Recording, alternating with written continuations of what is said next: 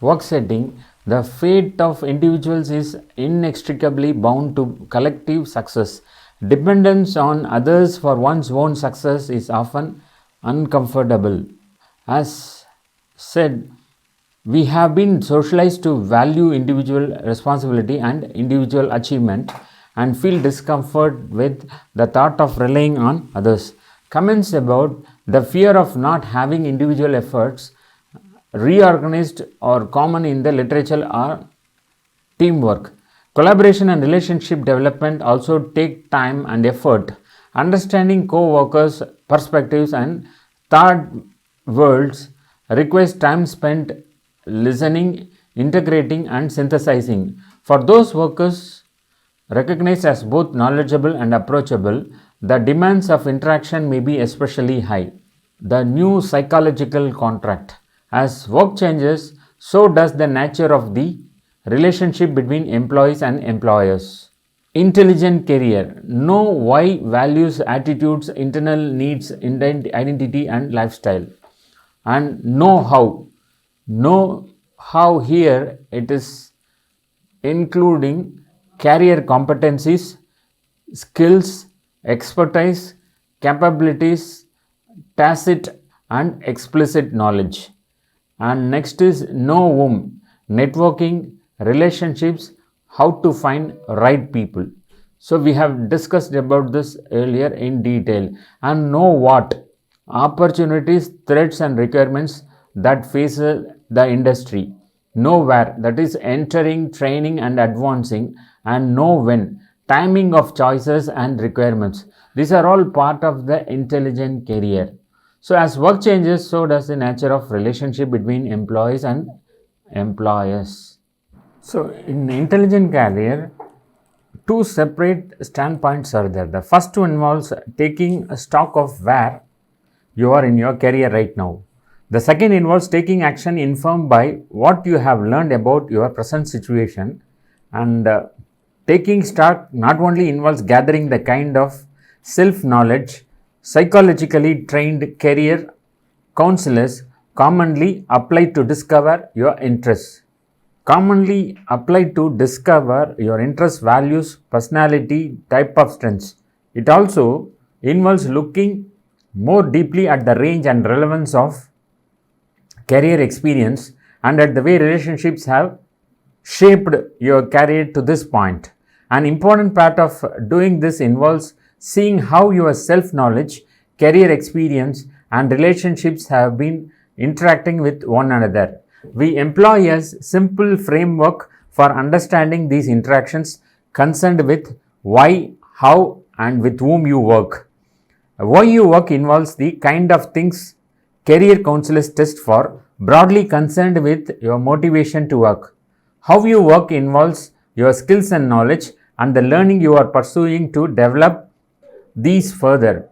With whom you work reflects your interaction with bosses, peers, mentors, proteges and communities both inside and outside your present employer.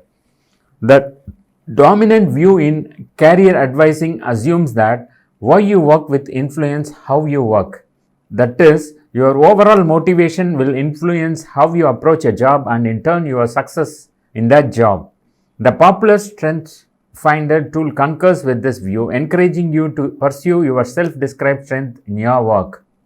Things get more interesting, however, when you think about a reverse relationship in which how you work influences why you work. We report a story about most likely to succeed of a person, a lady professor, when undergoing teacher's training. The transition from training to teaching brought her into contact with political and philosophical differences her instructors hadn't warned about. And after trying jobs at 3 different schools, she left the profession. Experts from other disciplines might have said, "We told you so." For them, the job would have looked too demanding for a novice worker facing the competing agendas of her bosses and peers. Those demands in turn could be predicted to affect one's motivation. Things get more interesting again when you bring the question of with whom you work. Career advisors often use a party exercise where you envision a room with 6 groups of people where each group has different interests. They then invite you to choose which group you would go to first, then second, then third, to determine the kind of people you would like to work with. Again, the emphasis is to begin with why you work, but this time to see it influencing with whom you work in shaping your career. In contrast, many social psychologists and sociologists would protest that the more important influences lie in the reverse direction, that is, in the roles of work groups, peers, and bosses in affecting your motivation. To complete the picture, how you work can influence with whom you work, as leadership scholars emphasize, and with whom you work can influence how you work, as experts on group dynamics and the widely observed groupthink phenomenon would suggest. In sum, there are solid reasons to conclude that all three of why you work, how you work, and with whom you work can influence one another. Web career. Work today is about expanding your web by making more connections, knowing more people, spinning stronger strands, gaining more experience and skills. A web is flexible, expandable, and you can always tear it down and build a new one elsewhere. Protein career. The career of the 21st century will be protein, a career that is driven by the person, not the organization, and that will be reinvented by the person from time to time as the person and the environmental change. The characteristics are focus of psychological success rather than vertical success, lifelong series of identity changes and continuous learning, career age counts, not chronological age, job security replaced by goal of employability, sources of developments or work challenges and relationships. The most central characteristics of the protein career is it is a reflection and manifestation of the individual career actor. An individual with a protein career or one who is a protein is thought to put self-fulfillment and psychological success above concerns and norms that would have their source outside of the individual. Psychological success is considered to be subjective success on the person's own terms, in contrast to objective success that might be measured or defined externally. Example, by salary or promotions. While a protein career might be identified externally as a definable career pattern, the literature and the entry are primarily concerned with how the career is enacted, managed, defined, and evaluated from the individual subjective perspective. Two broad dimensions of the protein career are a value-driven orientation and self-directed career management. Having a value-driven career orientation means that the career actor is defining career values on his or her own terms and assessing career success according to those terms. Self-directed career management occurs when a career actor actively manages his or her own career development according to personal values.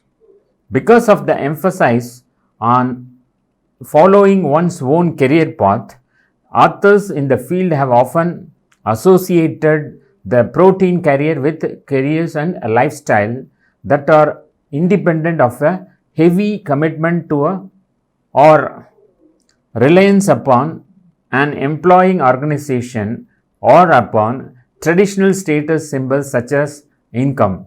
Although protein career actors have been assumed to be more interested in learning and in achieving life balance and self-fulfillment. Strictly speaking, a person could independently, in a protein fashion, select traditional career contexts and value some of the symbols of success they portend, including income and advancement. Historical and cultural context of protein career reveals that it is the understanding of original and evolving definition of protein career. It is important to realize that It emerged at a time when organizations and their influence upon careers were relatively dominant as compared to today's standards. Indeed, while individually driven careers have certainly always existed, thinking about career development as decisively independent of the organization was a novel approach in 1976. Interest in the protein career concept grew in part due to the tumultuous organization and business environment of the late 20th and early 21st centuries. Because of downsizing, rapidly changing economic conditions, globalization, advances in technology that allowed things such as telecommuting, increased emphasis upon contingent workers, and changing societal values around the importance of work and non-work priorities. Careers in fact became more individualized, proactively or reactively on a wide scale. A major shift relevant to the protein career involved a change in the psychological contract between employers and employees. Simply put, what they expect of one another. A shift was seen from the traditional and relational contract that stressed loyalty on both sides of the contract to a transactional contract in which employers do not guarantee employment but provide opportunities, and employees do not promise loyalty but do commit on high performance. Some have opined that these broad trends are exaggerated. Others suggest that emerging contracts mix aspects of both the traditional and relational perspectives. What is indisputable is that the psychological contract is perceived to have shifted in a way that encourages individual management of a career. Research has shown that it takes many organizations and employees several years to recognize and cope with the changing psychological contract and to make associated changes in career development efforts. Such organizations start with stages characterized by trauma before they are later able to adapt to the new contract. A minority of organizations are able to leverage a learning culture into a less dramatic transition based upon continuous employee and organizational learning. The rapid emergence of the boundaryless career concept in the 1990s may have benefited from an complementary protein career concept. While the boundaries career crosses many different boundaries that are more negotiable than before, its primary characteristic is that it plays out across multi-organizational boundaries or multiple organizational boundaries. The implication is that a protein career approach is more obvious and functional in such a setting. Many authors have treated the protein and boundaryless careers as almost synonymous with one another, and in fact, the chief scholar behind the boundaryless career concept, Michael A. Arthur, has collaborated on several works with Hall intervening the two concepts. But as the two theories mature into constructs, their distinctive nature and myriad combinations in theory and practice are becoming evident. Some scholars have seen the protein career in a Western or Anglo-Saxon context, partly because of its origin and development primarily in US business schools and because of its obvious preoccupation with the individual. While research in several Western cultures has shown the protein career construct to be a reliable and robust predictor of career outcomes, it is researched in non-Western and collectivistic cultures and should not be used to draw conclusions in such contexts until further research is done. Individual differences and the protein career. Research constructs for measuring protein career attributes and approaches have only recently been developed. The empirical validation of protein career measures falls short of the theoretical maturity of the concept at this juncture. Some research has indicated that protein career attitudes are linked to a constellation of other career attitudes that might be considered agentic in nature. For example, strong correlations have been found between the protein carrier and a proactive personality, carries self-efficacy and a boundaryless mindset. Furthermore, the protein carrier has been correlated with a mastery or learning orientation towards goals. This is in contrast with a performance orientation, which would entail a concern with success as defined by others rather than by oneself. To this point, research has not definitely shown whether protein carrier identify and carrier identity and attitudes are associated with one's age or gender. In terms of age, some have pointed out how acting in a protein fashion may be more challenging as one ages, especially if one has become accustomed to the traditional psychological contract wherein the organization assumes most of the responsibility for career development. But some studies have actually found a moderate positive relationship between aging and protein attitudes, whereas other research suggests that a protein orientation to the career is consistent across the age groups. Career development and the protein carrier. Rationale for developing a protein carrier approach. Addressing career development begs the question of why. Why develop people to be more protein? It has been assumed in the literature that the organizational environment is less predictable, much more fluid, and less forgiving than in the past. Within such an environment, it is further assumed that a more self-directed approach to the career is advantageous for purposes of adaptability and for enhancing the likelihood of subjective career success.